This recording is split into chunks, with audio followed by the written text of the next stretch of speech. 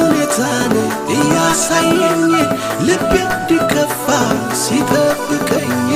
ይናፍቀዋል እንባ ካይኖቼ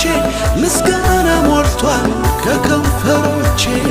በወይኑ ሐረግ ፍሬ ባይገኝ ቢሆንም ባይሆን አያስጨንቀኝ ደስ ይለኛል በጌታ ደስ ይለኛል አይናወጥም ከቶ እምነቴ የሰላም አምላክ ገብቷል ከቤቴ ደስ ይለኛል በጌታ ደስ ይለኛል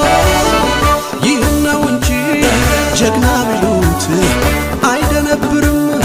በሚነግሩት በሰልፍ መሃል በምት ተይዞ